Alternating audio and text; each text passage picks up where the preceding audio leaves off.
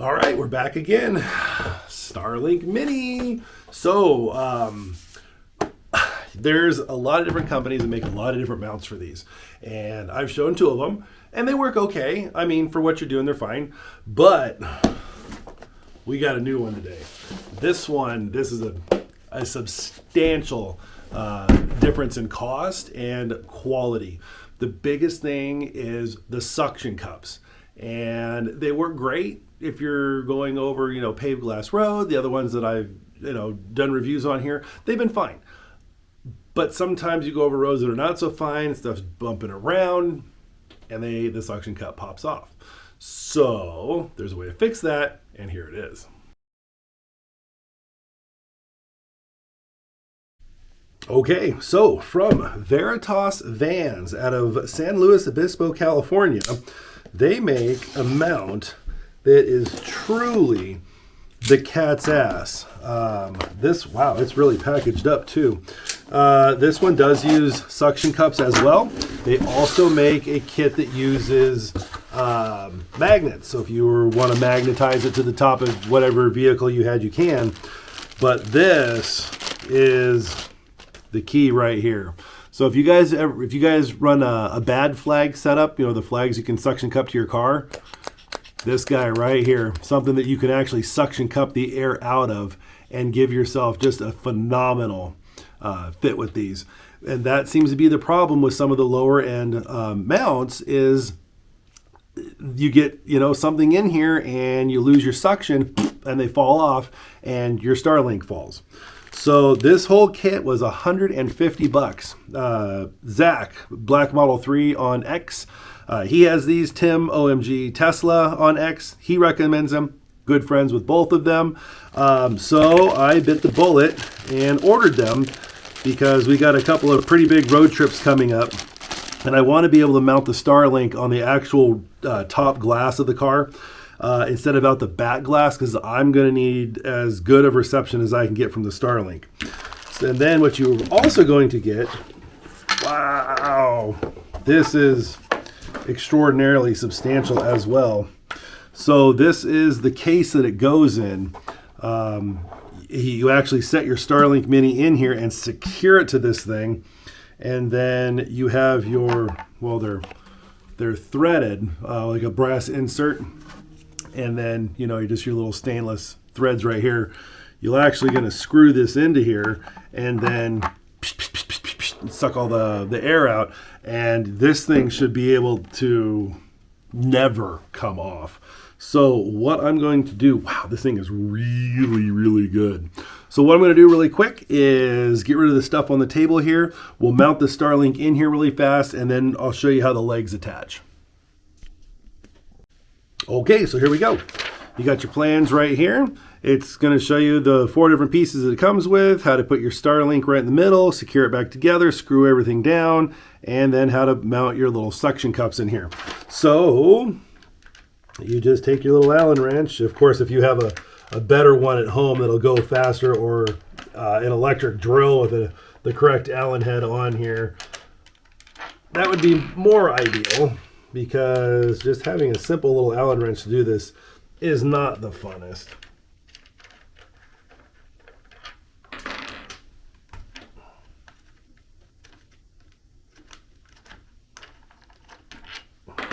The long screws too, there's about 1.25 inches, I'd say.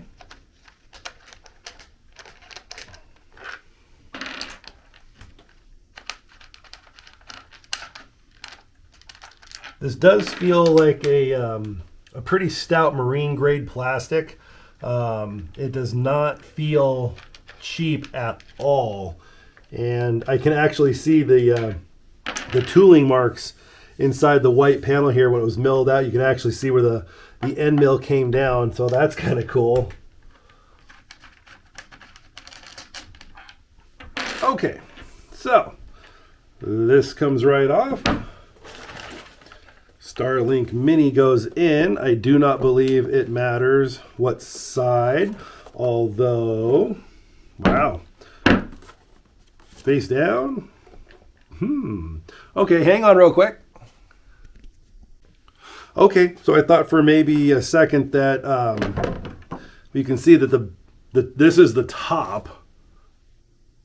I thought that maybe it would be open so the front of Dishy McFlatface here would fit in there, but apparently you're going to actually cover up the face of the dish, and then these guys are going to go right back onto it. So I'm going to make sure that this is all lined up, and I'll screw it down, and I'll be right back. Okay, now the screws are back in. I'm not sure if you can tell though. You can see in the corner it looks like a jigsaw piece right there. That's how they would come apart. So I'm assuming that you could probably just knock these four legs out and just snap them back in like a puzzle piece. This has some substantial weight to it. It looks really clean, and you can definitely see tooling marks on it, which, I mean, to me, that's not a big thing. This thing's going to be stuck up onto the top glass of the car, and then there's plenty of room down under here so you can get your cords in and pull them out without binding up on anything. Here are your four mounting holes. You got 1, 2, and then 3, 4. And that is where these suction feet are going to go. And they should just thread right on here with no problem. And they do. Now remember, these are brass inserted. But again, they're inserted into plastic. You do not need to over torque all of these. If you do, you will probably crack the plastic. You will pull, I don't know if you'll pull that brass insert out, but you absolutely do not need to get all high profile gangster on these.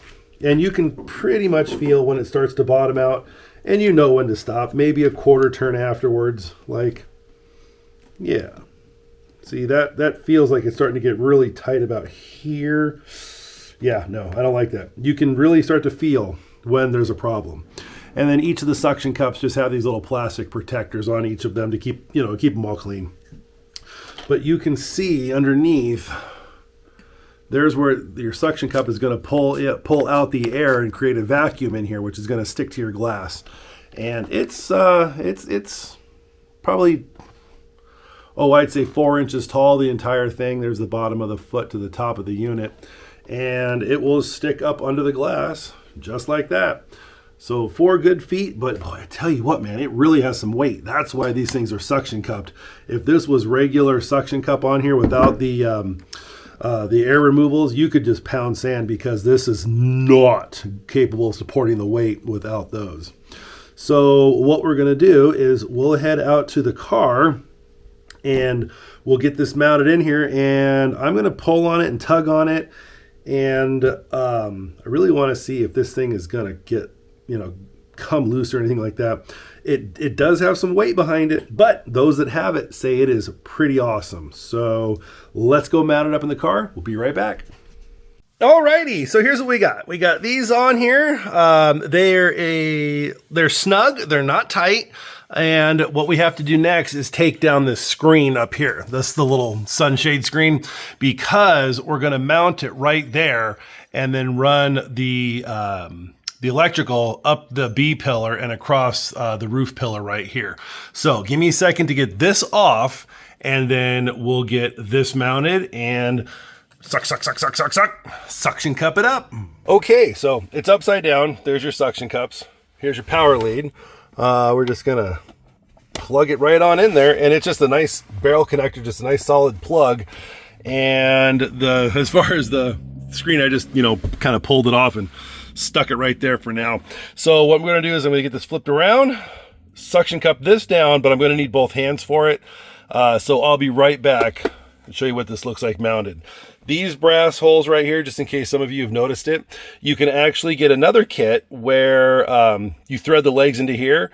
It mounts upside down, and they're magnets. So if you wanted to stick it to the roof of your car, if you had a magnetic top or a solid roof, you could do that as well.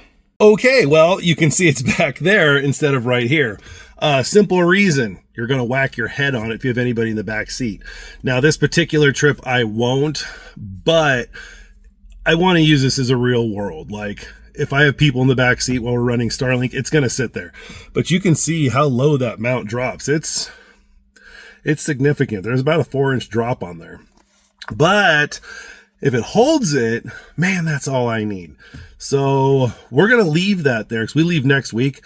So it's like limo tent back there, so you can't see in. I'm going to run around with it and see how well those suction cups do. I'm going to park the car in the sun, let it all heat up. The one thing I'm not really sure, the windows are tinted there, but not up here. So we're going to see how well those suction cups hold up to window tint. They seem to go on real well in a bunch of those thumb presses, and it really did it. So let's we'll get back there. We'll give it a pull. I'll show you guys. If we're being really honest, I was not looking forward to running this. Well, actually, the cord comes under the footwell there, but I really wasn't looking forward to running it, you know, through all of this. But back here, I mean, it's freaking solid, and all the white bands are gone. So this thing is absolutely suction cupped down, but you can see it's got a pretty significant drop. So I like this better because I can just run this behind the seat and grab the connection back there. But I am extraordinarily excited to give this a shot. I think that this mount is going to be an absolute winner, and for $150, it freaking better. I'll do a follow-up on this mount when we get back from our trip. I can't imagine it's not going to be great. I mean, anything you use with those little plungers to pull the air out, they work phenomenal. I mean, Bad Flag uses it. I'm actually going to be running the Bad Flag all the way to Idaho as well. So there's going to be a lot going on, but I'm very excited, and I'm pretty positive it's going to work out just fine. So between this and the other two mounts, 100% this one all day. While it's boiling hot out, might make a difference when it's cooler temperatures and the glass isn't really hot.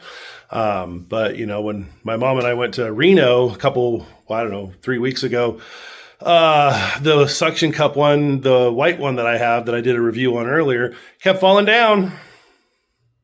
Can't have that, man. So we'll see how well this one does. I'll report back in a couple of weeks and I'll let you guys know.